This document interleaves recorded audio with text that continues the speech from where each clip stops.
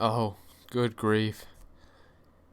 Oh, good grief. I said, I didn't think it would get worse. I didn't think it'd get worse. 5 days. Look at the 5-day chart here on the S&P 500, down 11.4%. I gotta be honest. What's really crazy is I've got a very low, it's not a volatile portfolio, okay? My portfolio is not very volatile. I'm down 12% in the past 5 days. Obviously, this is not a good thing. Not a good thing, and people obviously are very concerned. There's a lot of reason why people are concerned. I understand it. So first we got to look at what exactly is the cause. Well, obviously you have coronavirus issues. No doubt, rising uncertainty about the effects of coronavirus on businesses and the economy. So there's a lot of companies that are warning about potential earnings impacts that this could have for this quarter, due to obviously closing business over in China or issues with supply chain, stuff like that. That's some crazy stuff.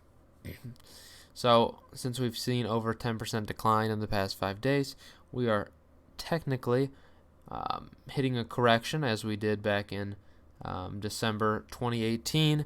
We had a very, very big correction in which we saw the market go down, 20%, I think, within that week. Very volatile, very volatile. So I think it's very, very scary. And the thing is, it's not just certain sectors, it's everything. Everything right now is just getting absolutely hammered beyond belief. And the question is, what do you do? Well, I gotta be honest here. I've done some looking into this. So what is going on here? Well, if you look, the S&P 500 actually is at a current PE ratio of 22. So overall, I think that is pretty decent, all things considered.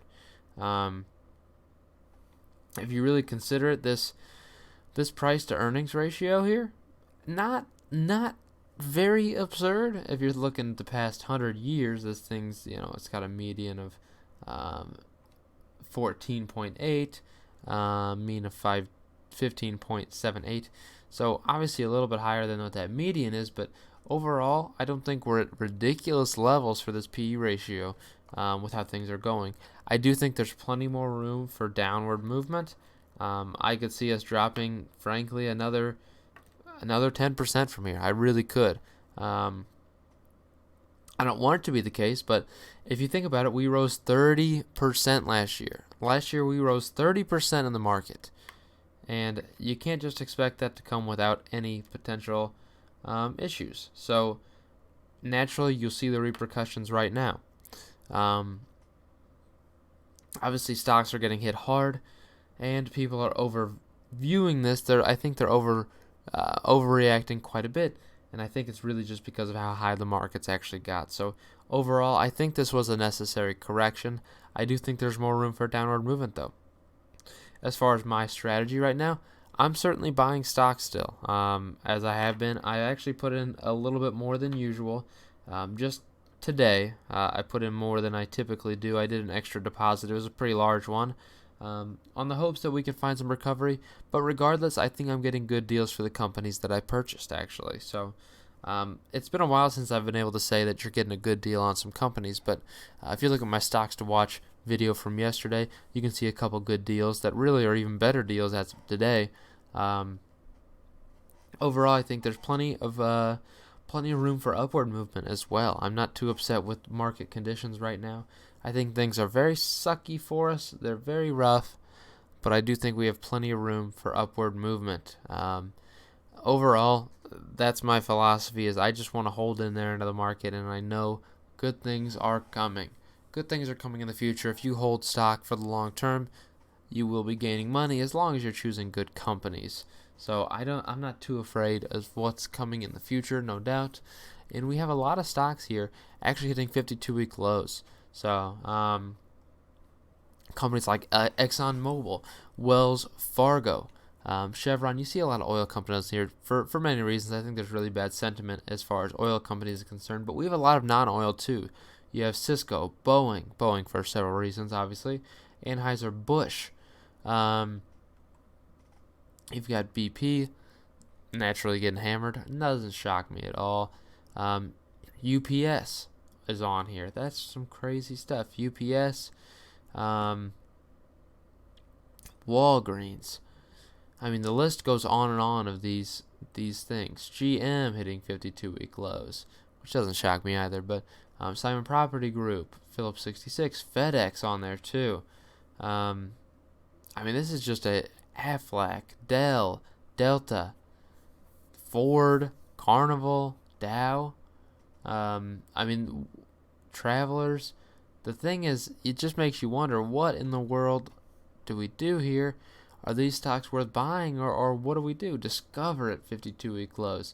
And frankly, I think it is time to start buying again. I think people might think it's a little bit crazy of me to say start buying again, but I think we're fine to start buying again. I'm not too upset with the way the market looks right now, and if it goes down further, I'm perfectly okay with that, and I would be willing to buy some more.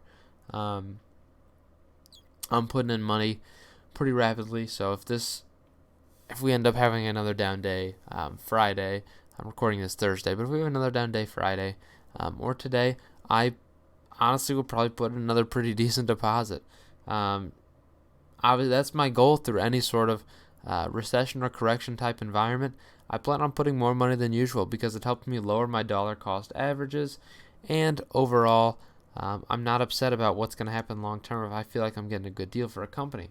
I'm still up on all of my portfolios, so I'm not necessarily upset in that manner, but I do find it crazy that I'm down 12% with a very low volatile portfolio over a 3-4 day stretch. It is pretty crazy to think about it. But I just got to be honest, there's some cases of coronavirus here that they've potentially are monitoring in California. I think these fears are pretty outweighed. As far as what this could do to the U.S., I really do think they're outweighed. There's no doubt about it. I think people tend to overreact. It's just what they do, and the market's overreacting for valid reason. So please, in my opinion, I think you need to keep on sticking to it. Don't sell. Never sell your stock out. Unless it's a company that's absolutely dying, please do not sell your stock because I think there's good things to come. And there are some winners in this market too. There's certainly winners. Obviously, some companies are winners based off earnings, but you have companies like Gilead Sciences, which overall is up 10% this week. So in a week where everything else is down 11%, Gilead Sciences is up 10%, really just because they're potentially going to be able to find a cure for this drug. By the time we get a cure and everything's tested, we really won't be that much of a threat. This coronavirus is not much of a threat. We also have some good news in the aspect of Starbucks is opening a good majority of all of their stores now back up in China because supposedly we see a decreased number of new cases. So they believe that it may be well contained now in China, and they might be able to start opening up some good things. And this is going to be fantastic if you're into any of these consumer staples type companies, these consumer companies that people go to regularly. They've been missing out revenue from China, so now they should be able to regain it. Companies like McDonald's and Starbucks, you should be able to see a little bit more regained sales in Asia Pacific in case this actually goes through positively and we find a way to at least reduce the number of cases that we see. That's really all I got for you today, so I really hope you enjoy it, and please stay positive in this market of craziness. Going off the rails of a crazy train. Crazy market. It was supposed to be crazy market. Whoops.